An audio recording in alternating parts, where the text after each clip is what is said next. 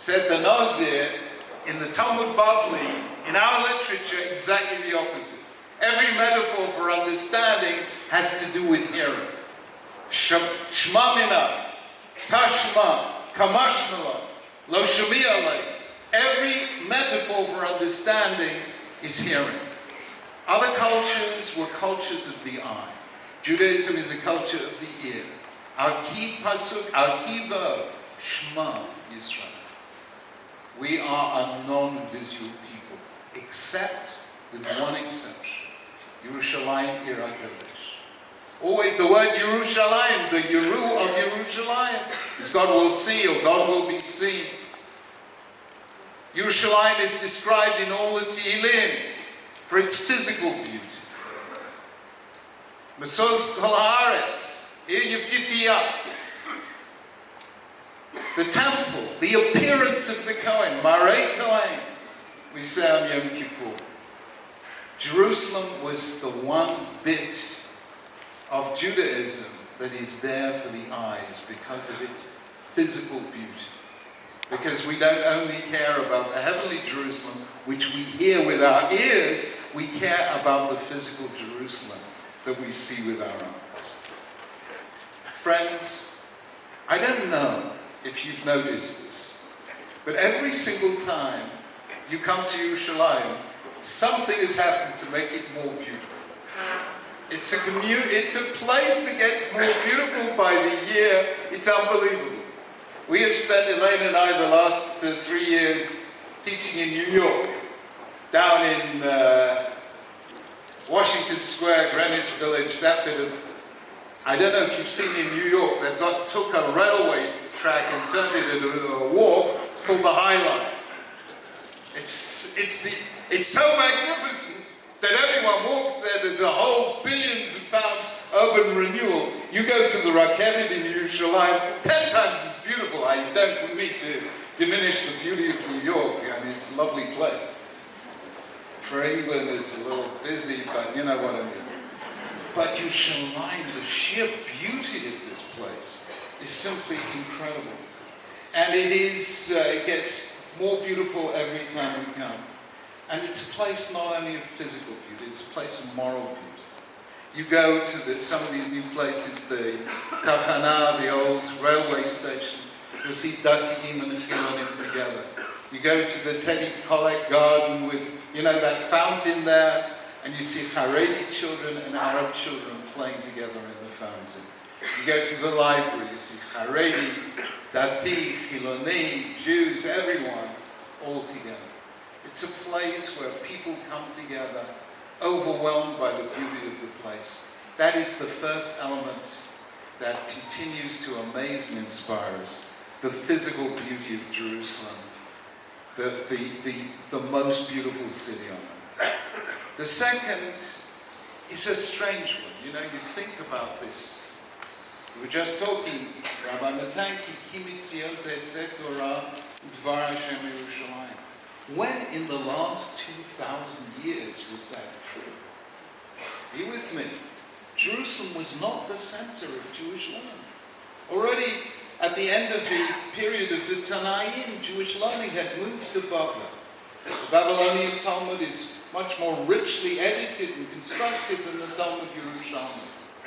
Already, with Korban HaBayit, Jerusalem was no longer, or was not destined long to be, the center of Jewish learning, as I know only too well because my late great-grandfather, Aryeh Frumkin, wrote the official history, Toldot Chochmei Yerushalayim. Today, Jerusalem has become the Beit Midrash for the whole Jewish world. There are more young people learning here in yeshivot and seminaries than at any time in the entire history of the Jewish world. And many of them your sons and daughters and grandchildren, and soon Ben Hamer and B'Yameinu, our grandchildren, we're not there yet, but we'll get there. And here is where all the young Jews are going to be the leaders of the future. From Chutz La'aretz, they come, they spend their gap year or 2 or 3 here, and they learn what it is for Avir Eretz Yisrael Machkim, for the very heir of Israel. to make you understand Torah, because here Torah is not some enclosed countercultural phenomenon. Here in Yerushalayim, Torah is part of the very land, the very landscape, the very language, the very rhythms of the calendar. This is where Torah is at home. Torah is not in Galut here. As the Ramban said, Ika kol ha-mitzvot liyoshvim be'eretz Hashem. Everything makes sense here, as it doesn't anywhere else. And that is the other beautiful thing. And incidentally, something you may have passed a big building works just after the Knesset. I don't know if you're familiar with this project. On your way here in the bus this morning, I want to say just a personal word on behalf of, this is, in November we're going to celebrate the 100th anniversary of the Balfour Declaration. At the time of the Balfour Declaration, it wasn't easy to decide which is Am Yisrael. Who is Nasi? Who is Rabbi Rashi? Who do you send the Balfour Declaration to? You know who they sent it to? To Lord Rothschild. Who else do you send? Rothschild must be Melach HaYehudim, right? Must be. I want to tell you a little story. We had a wonderful couple. I didn't really know them in our community. The second generation down from the Lord Rothschild who received the Balfour Declaration, the late James and Dorothy de Rothschild. Dorothy de Rothschild, you should know, when she was still a teenager, was the secretary for Chaim Weizmann as he was gathering support for the Balfour Declaration. And she and her husband James built the Knesset. You can tell that because there's no plaque from any donor. If there's no plaque, he's always a Rothschild. They never put a plaque, otherwise they'd come and say, come and build ours, come and give to us. So, James and Dorothy built the Knesset. When she asked me to deliver the Hesped, sadly at her Levaya, when Dorothy died at the age of 94, she left the money for the building of the Beit Mishpat HaElyon, the Supreme Court building, which is just facing the Knesset.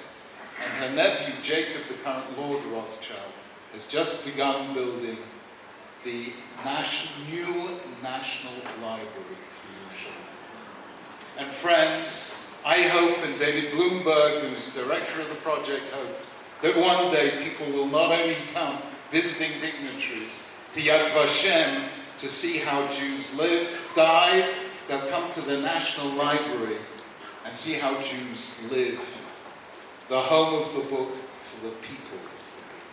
And that too is part of Yerushalayim as the Beit Midrash of the world.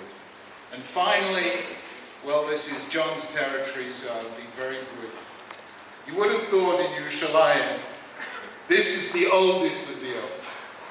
But one of the high-tech papers, and it was reported in Time magazine a couple of years ago, identified as one of the world's top 5 emerging centers of high-tech, Yerushalayim, America. I mean, Gewalt, Tel Aviv, yes. Haifa, yes. Israel, Silicon Valley, yes. But Yerushalayim, can you begin to understand how beautiful that is? Here we are, still writing Sifrei Torah, the way they were written thousands of years ago, by hand, by quill on parchment. And here is the same people driven by that same Torah to be world leaders in information technology, nanotechnology, medical technology. Israel has invented the greatest single contribution to domestic happiness ever invented. It was called Waze. You remember Waze? You know how many marriages fell apart? Why didn't you ask directions? I told you should have gone right, Waze is the biggest contribution that Shalom Bayis ever invented.